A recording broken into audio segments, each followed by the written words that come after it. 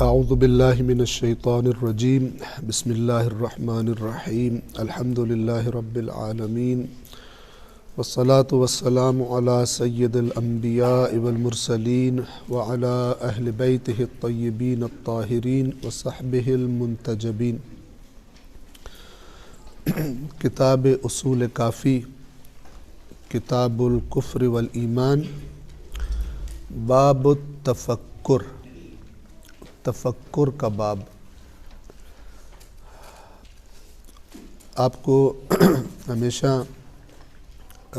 معلوم ہونا چاہیے اور یاد رہنا چاہیے کہ دین اسلام نے قرآن کریم میں اور روایات اہل بیت اطہار علیہم الصلاۃ والسلام میں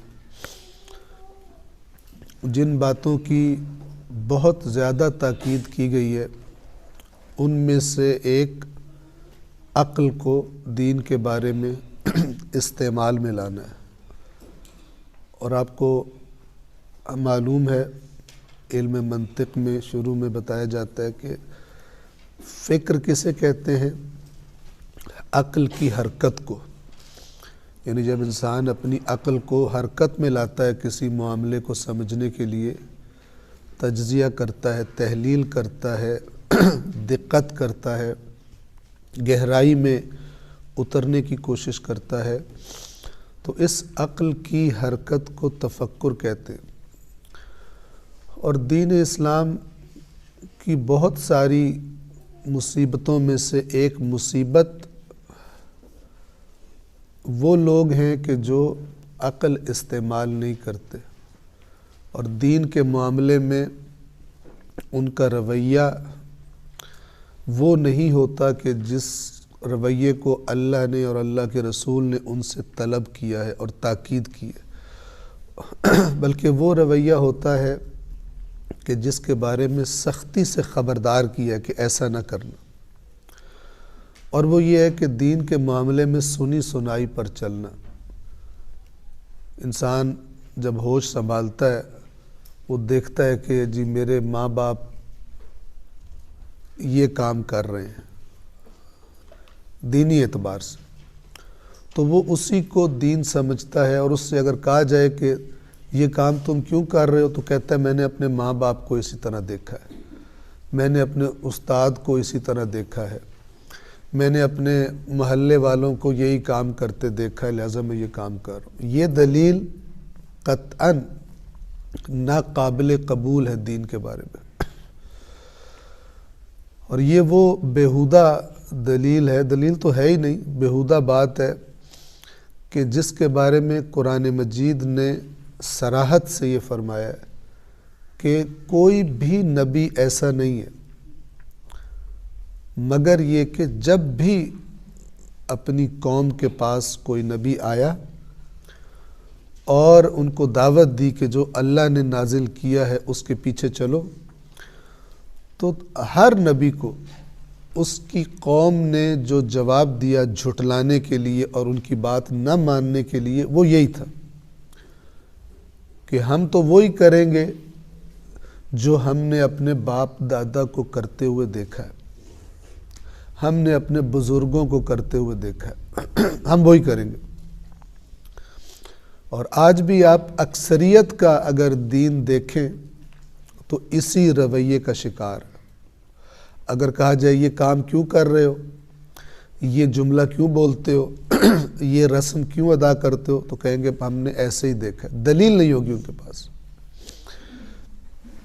دلیل کی بنا پر دین کو اور نظریات کو اور عقائد کو اپنانے والے، انتخاب کرنے والے، بنانے والے یہ قلیل ہیں، یہ شاذ و نادر پائے جاتے ہیں۔ اور اگر دین کا بھلا کرتے ہیں تو وہ یہی لوگ کرتے ہیں۔ اور دین کی تاریخ اگر آپ پڑھیں، جو لوگ شیطانوں کے اور دین دشمنوں کے ہاتھوں استعمال ہوئے ہیں دین کے خلاف، وہ وہی لوگ تھے جو بغیر دلیل کے اپنا لیتے ہیں چیزوں کو، وہی شیطانی پروپیگنڈوں کی زد میں آتے ہیں۔ ان میں طاقت نہیں ہوتی، صلاحیت اپنے اندر چاہتے سنجیدگی کا مظاہرہ کرتے تو پیدا کر سکتے تھے صلاحیت، لیکن نہیں کی۔ ان کی دینی تربیت ہی سنی سنائی اور دیکھی دکھائی پر ہے۔ عقل استعمال کرنا، تفکر، فکر کرنا، باتوں کو گہرائی سے سمجھنے کی کوشش کرنا، یہ تربیت کی نہیں گئی ان کی۔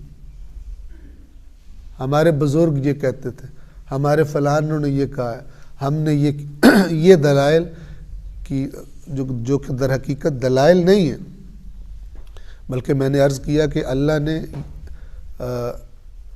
ان چیزوں کو، اس بات کو بیان کیا ہے کہ یہ بات استعمال ہوتی تھی انبیاء کے خلاف۔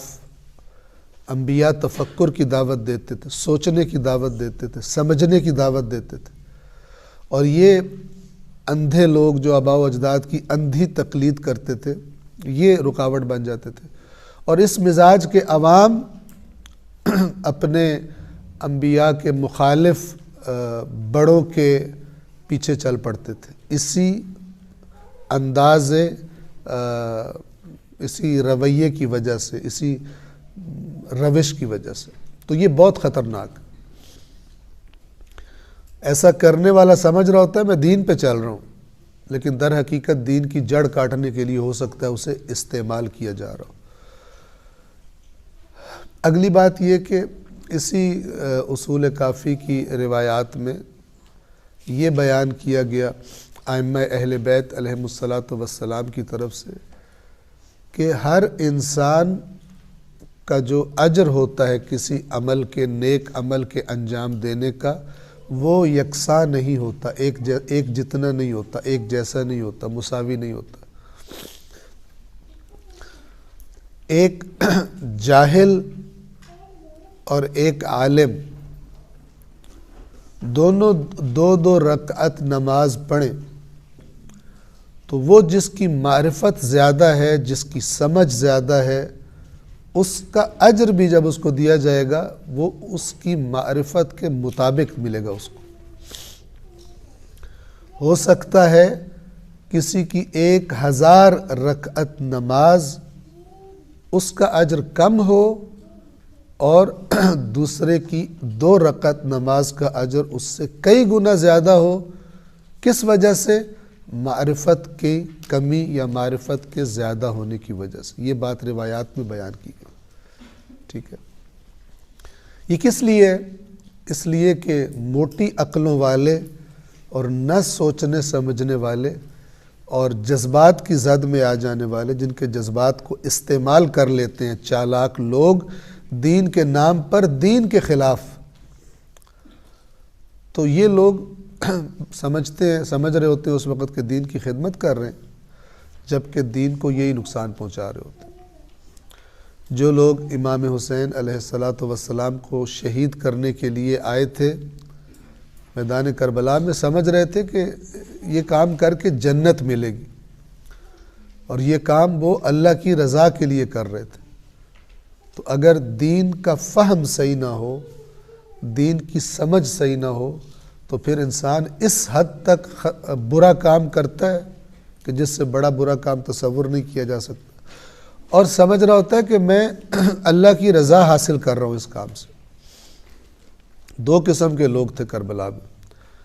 ایک تو وہ جو مکار تھے، جانتے بوجھتے ہوئے دنیا کی لالچ میں یا کسی خوف کی وجہ سے وہ کام کر رہے تھے، اور ایک وہ لوگ تھے کہ جو اسی پروپیگنڈے کی زد میں آ کر جو کیا بعض لوگوں نے اور فتویٰ دے دیا کہ امام حسین نے بغاوت کی ہے اور باغی کی سزا موت ہوتی ہے، قتل ہوتی ہے، تو اس کی زد میں آ گئے۔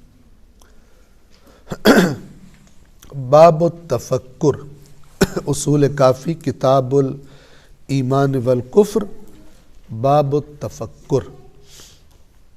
پہلی روایت اس کی، عن ابی عبداللہ علیہ السلام قال کان امیر المؤمنین علیہ السلام یقول، چھٹے امام فرماتے ہیں کہ امیر المؤمنین علیہ السلام فرمایا کرتے تھے، ایک مرتبہ نہیں، یعنی اس بات کی تکرار کیا کرتے تھے امیر المؤمنین، اور یہ تکرار اشارہ اس بات کی طرف ہے کہ اس سے ہمیں پتہ یہ چلتا ہے کہ یہ بات بڑی اہم بات ہے. ظاہر ہے جو اہم باتیں ہوتی ہیں ان کی تکرار بار بار کی جاتی ہے.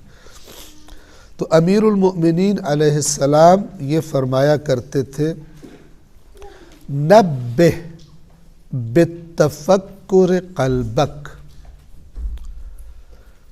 نبہ تنبیہ کرنا یعنی خبردار کرنا، ہوشیار کرنا، بیدار کرنا، جگا دینا،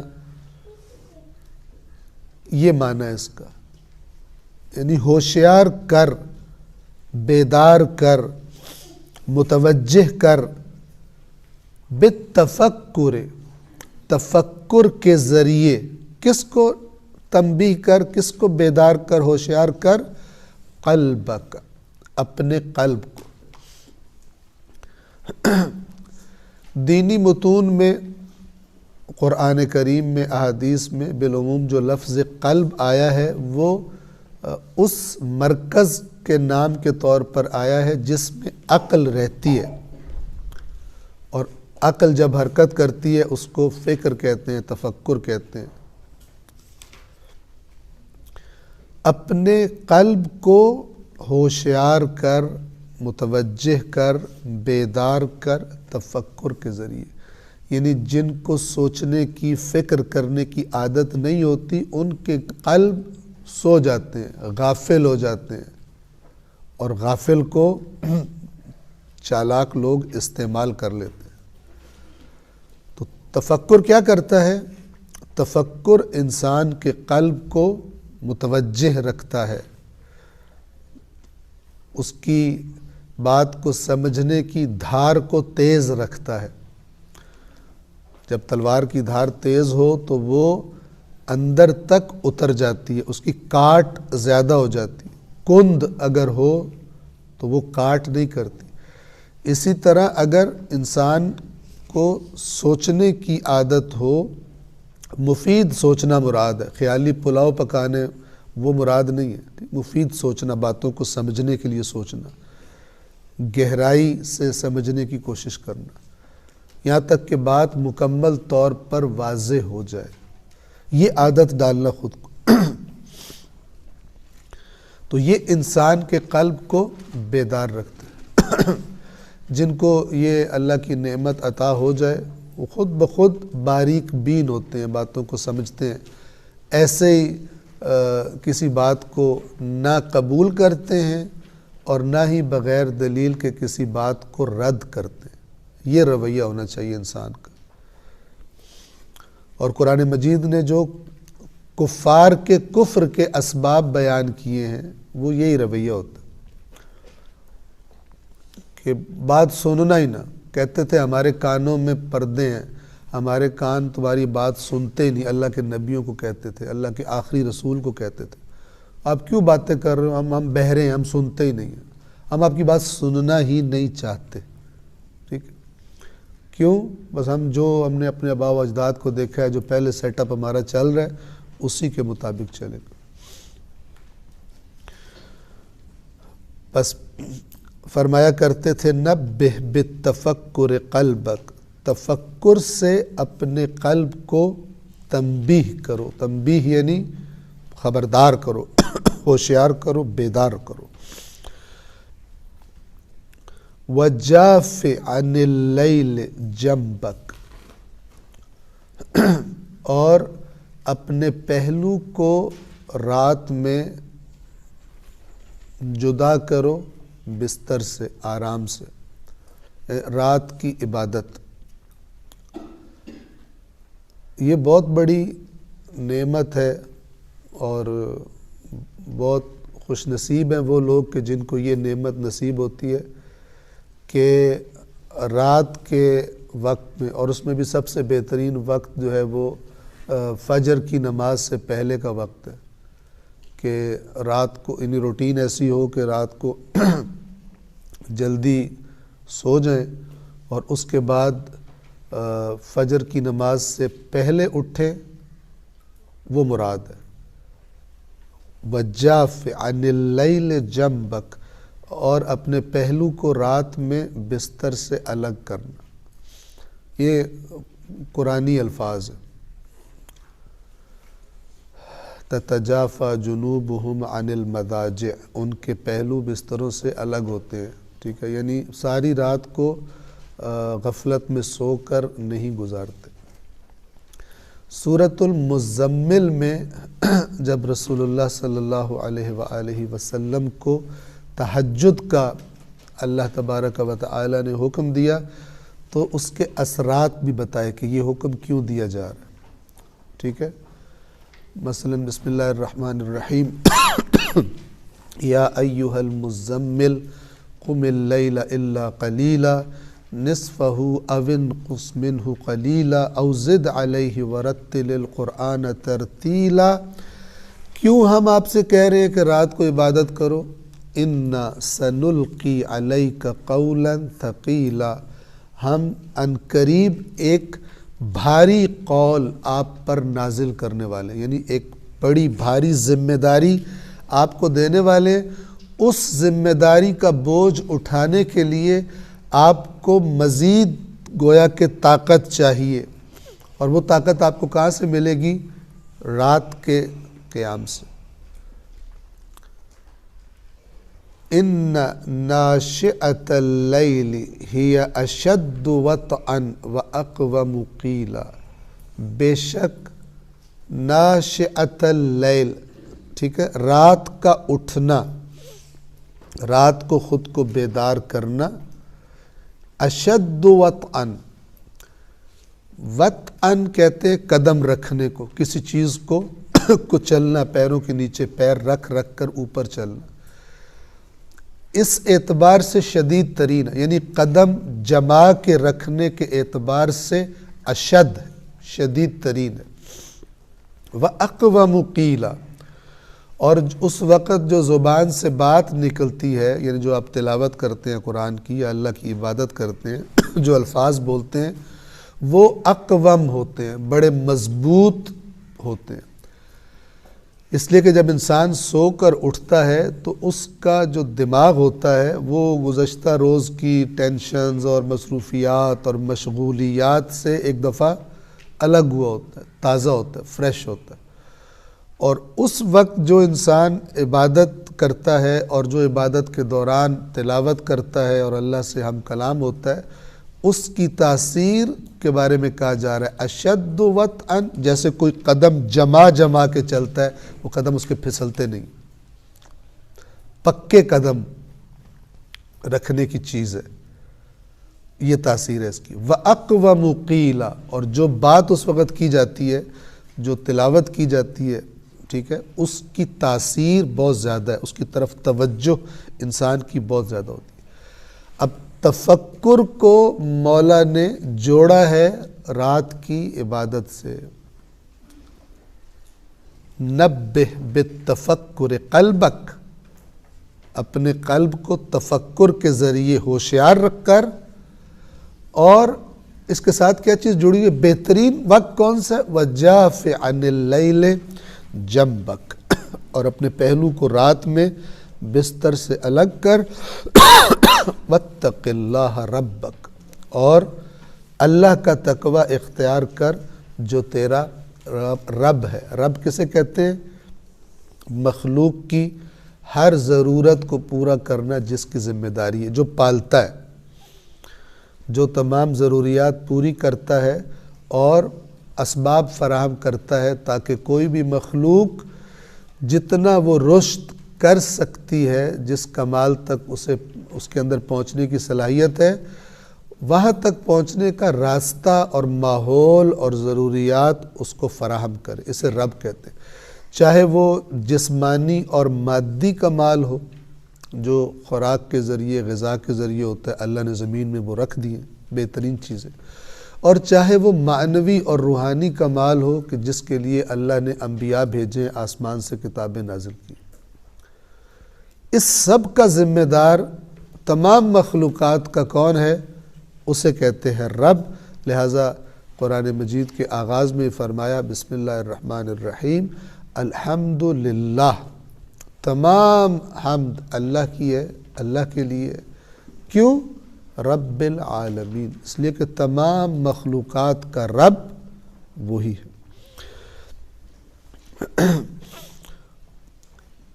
باب التفکر کی حدیث نمبر 2۔ اس میں جو راوی ہے اس کا نام ہے الحسن الصیقل۔ یہ کہتے ہیں سألت ابا عبداللہ علیہ السلام، میں نے سوال کیا ابا عبداللہ علیہ السلام سے، عما يروي الناس ان تفکر ساعۃ خیر من قیام لیلۃ۔ میں نے امام سے سوال کیا کہ یہ جو لوگ روایت بیان کرتے ہیں کہ ایک ساعت کا تفکر، یہاں ساعت سے مراد گھنٹہ نہیں ہے، یعنی تھوڑی دیر کا تفکر، تھوڑی دیر سوچنا، یہ رات بھر کے قیام سے بہتر ہے۔ رات بھر کے قیام سے مراد کیا ہے؟ ساری رات عبادت کرنا کھڑے ہو کر، یا ساری رات نماز پڑھنا، چونکہ نماز میں قیام بھی ہوتا ہے اس لیے اس کو قیام سے یاد کیا جاتا ہے، قیام اللیل۔ ساری رات کے قیام سے بہتر ہے تھوڑی دیر تفکر کرنا۔ حسن صیقل نے امام سے سوال کیا کہ یہ کیا ہے؟ قلت کیف یتفکر، میں نے امام سے کہا کہ کیسے تفکر کرے، وہ کیا تفکر ہے کہ جس کی وجہ سے انسان تھوڑی دیر اگر وہ کرے تو رات بھر کے قیام سے افضل ہے۔ اب ذرا توجہ کریں، یہ جو تھوڑی دیر کا تفکر رات بھر کے قیام سے افضل ہے، یہ کون سا قیام ہے؟ بغیر تفکر والا۔ ایک دفعہ وہ عبادت کرتا ہے، لیکن عبادت میں کیا کلمات وہ ادا کر رہا ہے، اللہ سے کیا بات کر رہا ہے، کیا قرآن میں کیا باتیں پڑھ رہا ہے، تو یہ تو خود تفکر ہے۔ تفکر بھی اور قیام اللیل کے دوران تفکر یہ نہیں کہہ رہے، بلکہ بعض لوگوں کو عادت پڑی ہوتی ہے نمازیں پڑھنے کی، فلان کرنے کی، ورد کرنے کی، وظیفے کرنے کی، لیکن ان کا میسج کیا ہے، ان کا پیغام کیا ہے، ان الفاظ کا جو دوران عبادت پڑھ رہا اسے کچھ پتہ نہیں ہوتا۔ بس وہ تکبیرۃ الاحرام کہتا ہے اور اس کا جو ٹیپ ریکارڈر ہے وہ چل پڑتا ہے، ٹھیک ہے، سورہ فاتحہ پڑھ رہا ہے، پھر دوسری سورت پڑھ رہا ہے، پھر رکوع کر رہا ہے، یعنی جیسے ایک آٹومیٹک چیز کام کر رہی ہوتی ہے۔ جب نماز ختم کرتا ہے تو اس کو کچھ نہیں ہوتا کہ میں نے کیا اللہ سے بات کی، میں نے 2 رکعت نماز پڑھ لی، میں نے 100 رکعت نماز پڑھی ہے، اس میں کیا پڑھا ہے؟ کوئی تفکر، کوئی فکر، کوئی سوچ، کوئی سمجھ، کوئی اللہ سے عہد و پیمان اس میں نہیں بنتا۔ تو یہ جو کہا جا رہا ہے کہ تھوڑی دیر کا تفکر رات بھر کے قیام سے افضل ہے، تو واضح ہے کہ یہ وہ والا قیام ہے جس میں تفکر نہ ہو، ورنہ تفکر کے ساتھ عبادت کرنا یہ ظاہر ہے، یہ تو نور علی نور، ایک تو تفکر، دوسرا دوران عبادت تفکر، تو نور علی نور ہو جائے گا، ڈبل ہو جائے گا، اور زیادہ بہتر ہو جائے گا۔ اس روایت میں جو بیان کی جا رہی ہے مراد کیا ہے؟ بار بار عرض کر رہا ہوں کہ بغیر تفکر کے عبادت کرنا اس پوری رات سے افضل ہے تھوڑی دیر بیٹھ کر سوچنا گہرائی سے۔ قلت کیف یتفکر، میں نے کہا کیسے سوچے، کیسے تفکر کرے تو افضل ہوگا ساری رات کے قیام سے۔ امام نے مثال سے سمجھایا۔ تفکر کیا ہوتا ہے؟ انسان کو جو معاملہ درپیش ہوتا ہے اس کی حقیقت دکھا دیتا ہے۔ تفکر کا یہ نتیجہ ہونا چاہیے کہ میں حقیقت تک پہنچ جاؤں، میں ظاہر کا دھوکہ نہ کھاؤں، حقیقت تک پہنچ جاؤں، یہ تفکر کے ذریعے ہوتا ہے، ورنہ نہیں ہوتا۔ قال، امام نے جواب میں فرمایا، یمر بالخربۃ او بالدار فیقول این ساکنوک این بانوک ما بالک لا تتکلمین۔ مثال دی، یعنی ایک مثال دی مختلف جگہوں پہ بندہ پھر خود سوچ سکتا ہے۔ فرمایا کہ کسی ویرانے کے پاس سے گزرے، کسی کھنڈر عمارت کے کھنڈرات، جہاں پہلے گھر تھے، لوگ آباد تھے، اب کھنڈر ہے، کوئی نہیں رہتا وہاں پر حیوانات نے، پرندوں نے، کیڑے مکوڑوں نے اپنے بسیرے بنائے ہوئے ہیں، بندہ کوئی نہیں رہتا۔ لیکن کھنڈرات یہ بتا رہے ہیں کہ ایک وقت میں یہاں لوگ آباد تھے، رہتے تھے، ان کی آرزویں تھیں، انہوں نے بڑی محنت سے اس گھر کو بنایا ہوگا، ٹھیک ہے۔ آپ کو ہمارے اسی گاؤں میں رجوع سادات میں ایسی عمارتیں مل جائیں گی کہ جن کی جو بناوٹ ہے ابھی وہ کھنڈرات کی شکل اختیار کر رہے ہیں اور کر گئے، لیکن جو ان کی بناوٹ ہے، لکڑی کا کام اور فلان ڈیزائننگ، یہ پرانے لوگوں نے جو بنائے، تو وہ دیکھ کر لگتا ہے کہ جنہوں نے بنائے ہوں گے بڑی محنت کی ہوگی، بڑی آرزوؤں سے، بڑی لوگوں پر اپنے فخر جتانے کے لیے کہ ہمارے گھر جیسا گھر ہی کوئی نہیں ہے، ٹھیک ہے نا۔ اور لوگ بھی جب ان گھروں کو دیکھتے ہوں گے تو بڑے امپریس ہوتے ہوں گے، مطلب بڑے ہمارا بھی اللہ کرتا ہے ایسا گھر ہوتا، لیکن ابھی کھنڈر بن رہے ہیں یا بن چکے ہیں، اور وہاں پر کوئی رہتا نہیں ہے، یا جو رہتے بھی ہیں وہ نہیں رہتے جنہوں نے بنائے تھے، حتیٰ کہ ان کی اولادیں بھی نہیں رہتی، انہوں نے اور بنا لیے، ادھر نہیں رہ رہے جو سابقہ موجود تھے۔ تو یہ امام علیہ السلام پریکٹیکل مثال دے رہے ہیں کہ انسان عمل میں یہ کرے، اور ہم سب کو کرنا چاہیے۔ کبھی کبھی اگر کوئی کھنڈر نظر آئے تو اس کے پاس جا کر،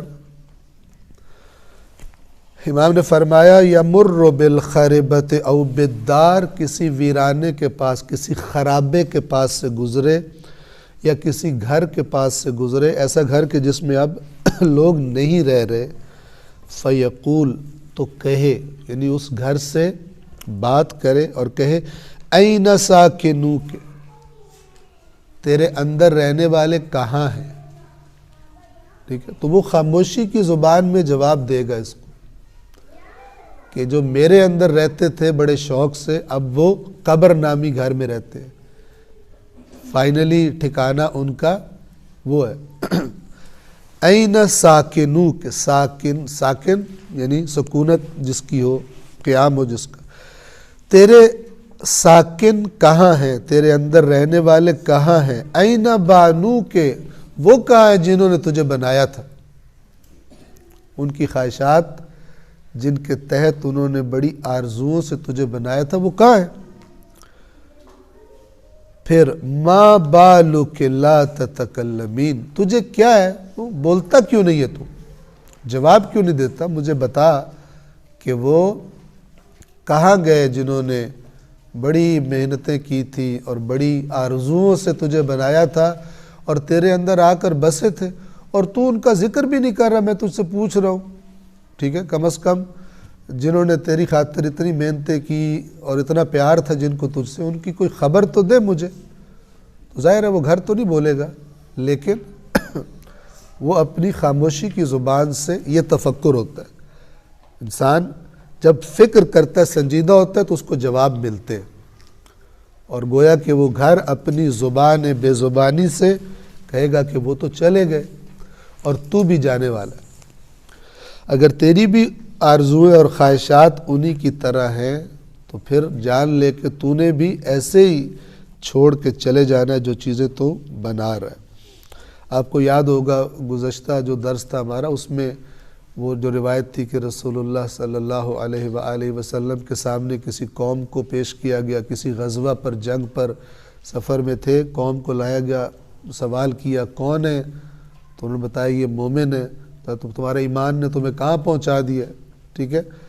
تو پھر آخر میں جو نصیحتیں کی تھی ان کو کہ اگر جو تم کہہ رہے ہو اگر سچ ہے کہ تم بلاؤں میں صبر کرتے ہو اور ویسے شکر اخا میں شکر کرتے ہو، تو پھر اگر اس بات میں سچے ہو تو پھر وہ نہ بناؤ جس میں تمہیں رہنا نہیں، ٹھیک ہے۔ اور میں نے عرض کیا تھا البتہ مراد یہ نہیں کہ انسان گھر نہ بنائے، ٹھیک ہے، لیکن دنیا کا ہو کر نہ بنائے ایسے کہ جیسے یہی فائنل ڈیسٹینیشن ہے، فائنل منزل ہے، چونکہ اس کو چھوڑ کر جانا ہے۔ ان حدود سے تجاوز نہ کرے بنانے میں اور جمع کرنے میں جس سے اللہ ناراض ہوتا ہے۔ کتاب الایمان والکفر باب التفکر، حدیث نمبر 3۔ عن ابی عبداللہ علیہ السلام، ابی عبداللہ علیہ السلام سے ہے یہ روایت اور فرمان، قال، امام نے فرمایا، افضل العبادہ، افضل یعنی بافضیلت ترین۔ اچھا، یہ جو لفظ ہے افضل ترین عبادت، افضل ترین عبادت، ٹھیک ہے، یہ ہو سکتا ہے چند چیزوں کے بارے میں آپ پڑھیں، جبکہ افضل کا مطلب ہوتا ہے سب سے زیادہ فضیلت والی۔ تو یہ جب لفظ آتا ہے تو اس سے مراد یہ نہیں ہے کہ اس سے بڑھ کر کوئی چیز نہیں ہے، بلکہ اس سے مراد یہ ہوتی ہے کہ یہ کوئی عام چیز نہیں ہے، ایسا کرنا بافضیلت ترین، یعنی وہ جو چوٹی کے کام ہیں، جو بہت بلند کام ہے، بہت زیادہ اہم کام ہے، ان میں سے ہے یہ عبادت۔ افضل العبادت ادمان التفکر فی اللہ وفی قدرتہ، بافضیلت ترین عبادت مسلسل یعنی عادت بنا لینا، عادی ہو جانا اللہ کے بارے میں تفکر کرنا، وفی قدرت اور اللہ کی قدرت کے بارے میں سوچنا، ٹھیک ہے نا۔ ان فی خلق السماوات والارض واختلاف اللیل والنہار لآیات لأولی الالباب، بے شک آسمانوں اور زمین کے خلق کیے جانے میں اور رات اور دن کے ایک دوسرے کے پیچھے آنے میں ایک نظم ہے، بڑا عظیم نظم ہے، عقل کو حیرت میں ڈالنے والا کہ کیسے دن اور رات چلتے ہیں۔ صاحبان عقل کے لیے اس میں نشانیاں، یہ کہہ رہے، اب دیکھیں اللہ کے کہہ رہے، اولی الالباب، صاحبان عقل کے لیے نشانیاں ہیں۔ کون ہے صاحبان عقل؟ الذین یتفکرون فی خلق السماوات، الذین یذکرون اللہ قیاما وقعودا وعلی جنوبہم، یہ صاحبان عقل وہ لوگ ہیں، بونگے نہیں ہیں، بھیڑے نہیں ہیں، ایویں ہی باتیں کیے جا رہے ہیں، ٹھیک ہے، صاحبان عقل ہیں۔ کیا کرتے ہیں؟ کھڑے ہوئے اور بیٹھے ہوئے اور پہلو پہ جب لیٹے ہوئے ہوتے، آرام کر رہے ہوتے، اللہ سے غافل نہیں ہوتے۔ یذکرون اللہ، اللہ کے ذکر کی حالت میں ہوتے، یعنی خدا انہیں یاد ہوتا ہے، ضروری نہیں کہ زبان سے کوئی ورد کر رہے ہوں، لیکن خدا کی طرف متوجہ ہوتے ہیں۔ یذکرون الذین یذکرون اللہ قیاما وقعودا وعلی جنوبہم، اور اپنے پہلوؤں پر۔ اور کیسے یاد کرتے ہیں اللہ کو؟ اللہ کو یاد کر رہے تو کیسے یاد کر رہے ہوتے ہیں؟ مجھے ثواب مل رہا ہے، سبحان اللہ سبحان اللہ سبحان اللہ، تسبیح پڑھی جا رہا ہوں، پتہ نہیں میں کیا کر رہا ہوں، ٹھیک ہے، سوچ رہا کہیں اور ہے، منہ سے سبحان اللہ کیے جا رہا ہے، یہ نہ۔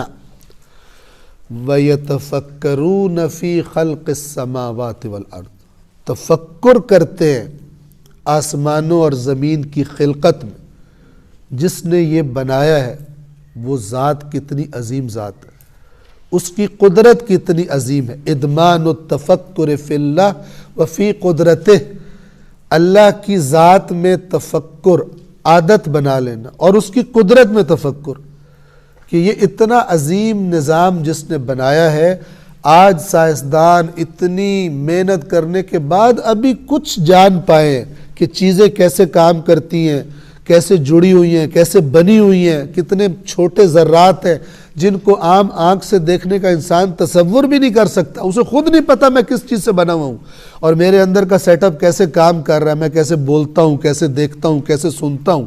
آہستہ آہستہ ابھی انسان اتنا کچھ جاننے کے بعد ابھی اس کے پردے ہٹا رہا ہے تھوڑے تھوڑے۔ وہ کتنا بڑا ہے جس نے یہ، وہ تو شروع سب کا عالم تھا، تبھی اس نے یہ نظام بنا دیا، اس نے ایجاد کیا اس کو، اس نے خلق کیا۔ یتفکرون فی خلق السماوات والارض، تفکر کرتے ہیں آسمانوں اور زمین کی خلقت میں، اور اس تفکر کا نتیجہ کیا ہوتا ہے؟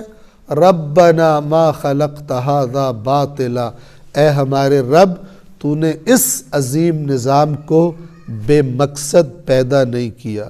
اب جب بے مقصد پیدا نہیں کیا، اس کا مطلب ہے ہم جڑ گئے اس مقصد سے، جو تو دیکھنا چاہتا ہے بندے میں، ہم وہ بنیں گے، ہم اس راستے پہ چلیں گے۔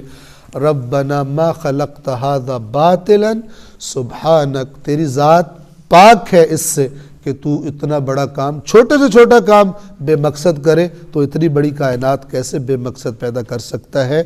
فقنا عذاب النار، بس ہمیں آگ کے عذاب سے بچا لے۔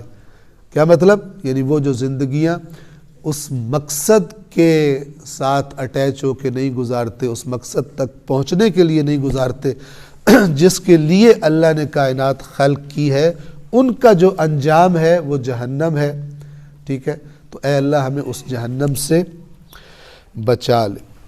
پس فرمایا افضل العبادت ادمان، ادمان کہتے ہیں عادی ہو جانا، ٹھیک ہے، عادت ڈال لینا۔ ادمان التفکر فی اللہ وفی قدرتہ، اللہ کے بارے میں، اللہ کی قدرت کے بارے میں، اللہ کے کاموں میں تفکر کی اپنے آپ کو عادت ڈالنا۔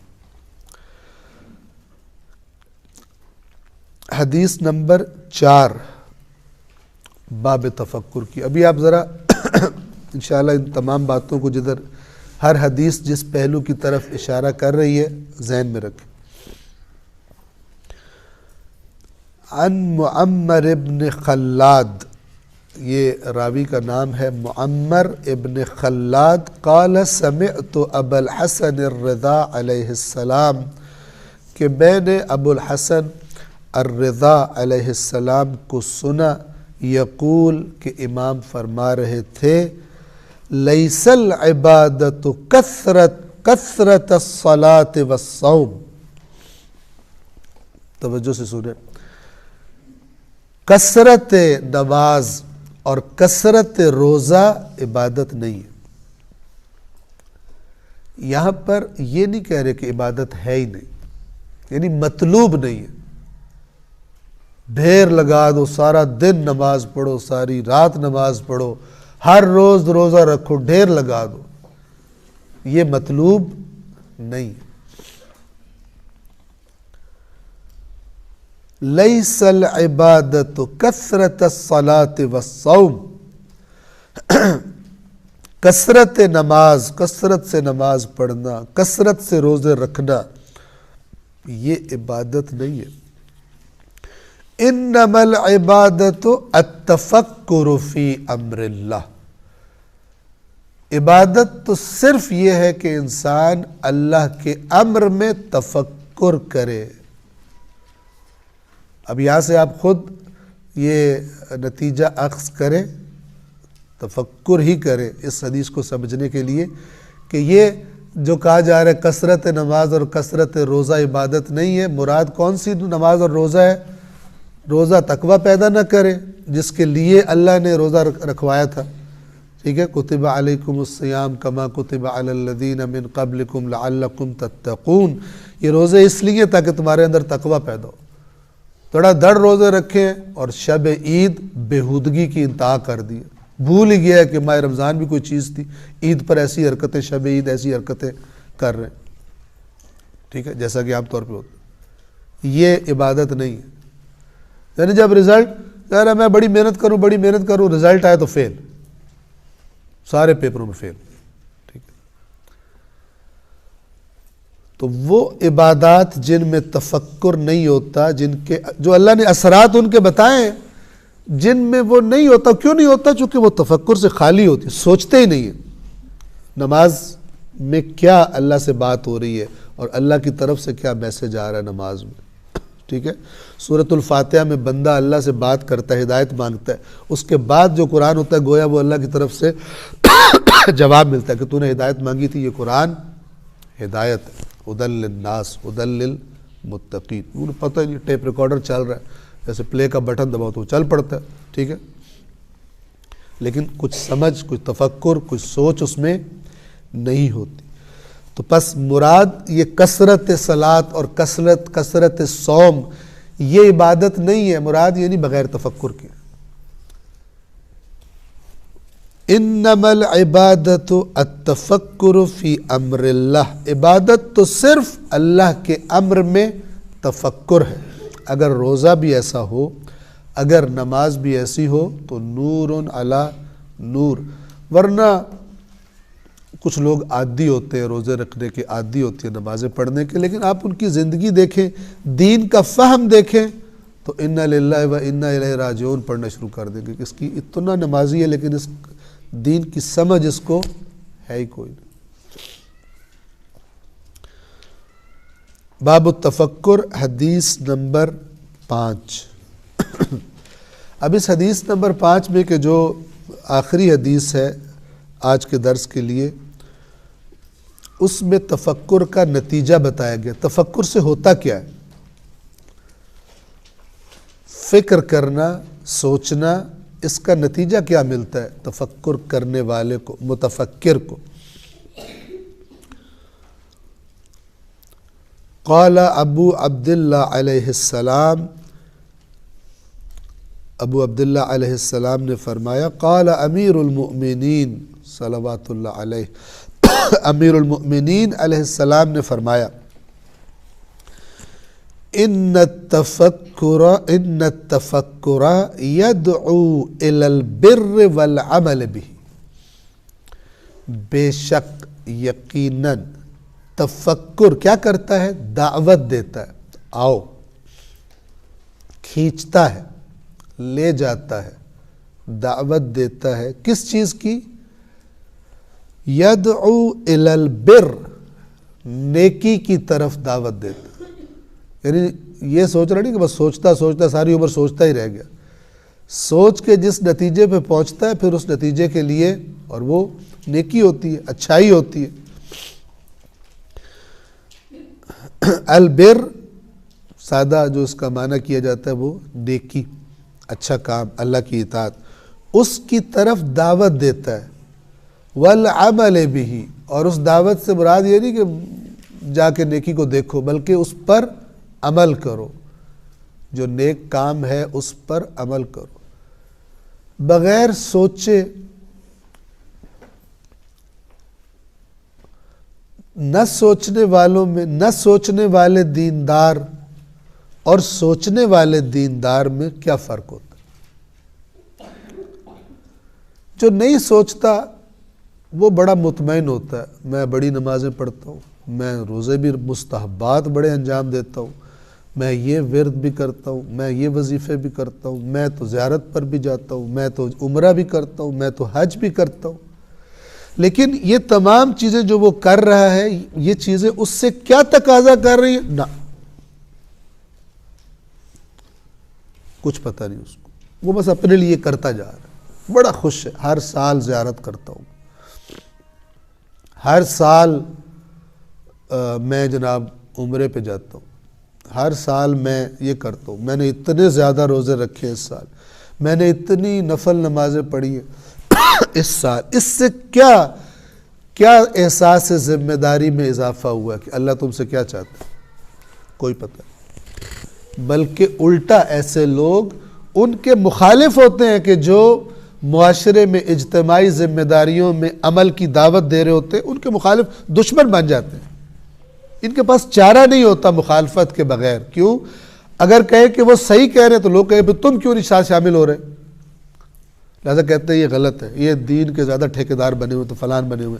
لہذا آپ دیکھیں گے کہ اس قسم کے متدین، خشک مقدس قسم کے لوگوں نے ہمیشہ، وہ اللہ کے بندے جو اصلاح کرنے کے لیے معاشرے میں جنہوں نے علم بلند کیا، یہ ان کے دشمن رہے ہیں، ان کے خلاف بیانات داغتے ہیں، اور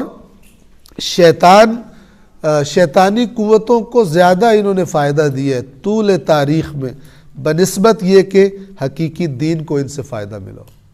یہ ہمیشہ دوسری طرف استعمال ہو جاتا ہے۔ کیوں؟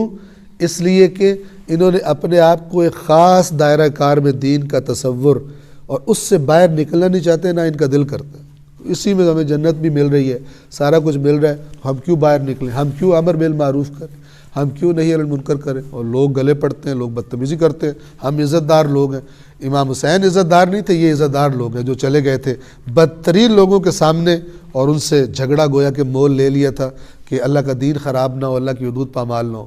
ان کو نہیں تھی عزت کی پرواہ، ان کی عزت زیادہ ہے کہ لوگ بدتمیز آگے سے باتیں کریں گے، منہ لگیں گے، انہوں نے اپنی قبر میں جانا ہے، ہم نے اپنی قبر میں۔ اس قسم کے ڈھکوسلے گھڑ کر مطمئن ہوتے ہیں، ٹھیک ہے؟ ہو سکتا ہے ماتھے پہ بڑا ٹکا قسم کا محراب بھی بنا ہو اور بہت ہی زیادہ ہر وقت تسبیح ہاتھ میں پکڑ کے وظیفے بھی کرتے ہو، لیکن اپنی اجتماعی ذمہ داریوں میں امر بالمعروف نہی عن المنکر میں دور دور تک ان کا کبھی نام و نشان نظر بھی نہیں آتا، الٹا ان کے مخالف ہوتے ہیں۔ یہ طبقہ اتنا خطرناک ثابت ہوتا ہے۔ خوارج کون تھے؟ یہی تھے۔ خوارج نے جو زخم لگایا امت اسلام کو جنگ صفین میں، آج تک وہ زخم تازہ ہے، آج تک اس سے امت اسلام کا بدن دکھ رہا ہے، آج تک اس سے خون بہہ رہا ہے۔ جس کو اللہ نے آنکھیں دی ہیں اور احساس دیا ہے وہ دیکھ سکتا ہے اور احساس کر سکتا ہے کہ جو سارا دن روزہ رکھنے والے، ہر روز، اور بہترین قرأت قرآن کرنے والے، بہترین قاری، اور راتوں کو عبادت کرنے والے، سجدے کر کر کے ہاتھ زمین پہ صحرا کی پتھریلی زمین پہ رکھ کے ایسے ہو گئے تھے جیسے اونٹ کا پاؤں ہوتا ہے، ایسے ان کے ہاتھ تھے، اتنی زیادہ سجدے کرتے تھے۔ لیکن کیا کیا؟ جو وارث دین ہے، جو امام وقت ہے، اس کی مخالفت، امام علی علیہ السلام کی مخالفت، اور فائدہ کن کو دے دیا؟ شامی لشکر کو دے دیا، ان کی تفکر والی صفت نہ ہونے کی وجہ۔ اب آپ سمجھیں کیوں کہا گیا ہے کہ جو تفکر والا اس کا اجر زیادہ ہے، بہترین کام تفکر ہے۔ 1 ساعت کا تفکر قیام اللیل سے افضل ہے، اس خارجی ٹائپ کے قیام اللیل سے افضل ہے۔ انسان تھوڑی دیر بیٹھ کے سوچ لے کہ میں کیا کر رہا ہوں، جس کی میں مخالفت کر رہا ہوں علی کی، وہ ہر لحاظ سے مجھ سے بہتر ہے، رسول اللہ کے قرب کے اعتبار سے، اسلام کی خدمات کے اعتبار سے، قرآن کے علم کے، ہر چیز بہتر ہے، تو پھر میں کیوں اس کی مخالفت کر رہا ہوں؟ ہو سکتا ہے میں غلط سمجھ رہا ہوں، لیکن نہیں، سوچتے نہیں۔ جن کو سوچنے کی عادت نہیں ہوتی، یاد رکھیے اگر مجھے اور آپ کو بھی نہیں ہے تو ایک نہ ایک دن ہم استعمال ہو کر رہیں گے کسی شیطانی قوت کے ہاتھوں میں۔ کس کے خلاف؟ حقیقی دین اور حقیقی دین کی دعوت دینے والوں کے خلاف استعمال ہوں گے، اور سمجھیں گے دین کی خدمت کر رہے ہیں۔ آج بہت سارا ہمارے اپنی قوم میں ایک طبقہ موجود ہے، ٹھیک ہے، مخالف ہے، نظام اسلامی کے مخالف، ٹھیک ہے۔ آپ ہو سکتا ہے ان کی ویڈیوز، ان کی جو لغویات ہیں وہ سٹیجوں پہ بھی چڑھ جاتے ہیں، سوشل میڈیا کو بھی استعمال کرتے ہیں۔ کام وہ کر رہے ہیں جس کا فائدہ کس کو ہے؟ امریکہ کو فائدہ، جس کا فائدہ اسرائیل کو، جس کا فائدہ دشمنان اسلام کو ہے۔ انتشار پیدا کرتے ہیں، ٹکڑے کرتے ہیں قوم کی۔ وجہ کیا ہے؟ عدم تفکر، سوچتے نہیں ہیں دین کے بارے میں، فکر نہیں کرتے۔ فکر کریں گے، کمپیریزن کریں گے، موازنہ کریں گے، یہ بات قرآن کے قریب ہے یا یہ بات قرآن کے قریب ہے، یہ بات اہل بیت اطہار قریب ہے یا یہ بات اہل بیت اطہار کے قریب۔ نہ، صرف ان کے جذبات سے کھیلا جاتا ہے۔ عقیدت اور محبت اہل بیت جو ان کے اندر موجود ہے اس کو مس یوز کیا جاتا ہے، اس کو غلط استعمال کیا جاتا ہے، چونکہ ان کو کرنے والوں کو پتہ ہوتا ہے کہ یہ سوچنے والے بندے نہیں ہیں، بس یہ جذباتی ہیں، ان کو جس طرف لگا دو محبت اہل بیت کے نام پر، چاہے آگے کھائی ہو جا کے گر جائیں گے، سوچیں گے نہیں۔ تو پروردگار عالم سے ہمیں دعا کرنی چاہیے اور توفیق مانگنی چاہیے، اور عملی طور پر یہ جن پہلوؤں کی طرف، تفکر کے جس پہلوؤں کی طرف اشارہ کیا گیا ان 5 روایات میں، تو ان کی طرف عملی طور پر جانے کی کوشش انشاءاللہ خداوند عالم ہم سب کو کرنے کی توفیق عطا فرمائے۔ والسلام علیکم ورحمۃ اللہ وبرکاتہ۔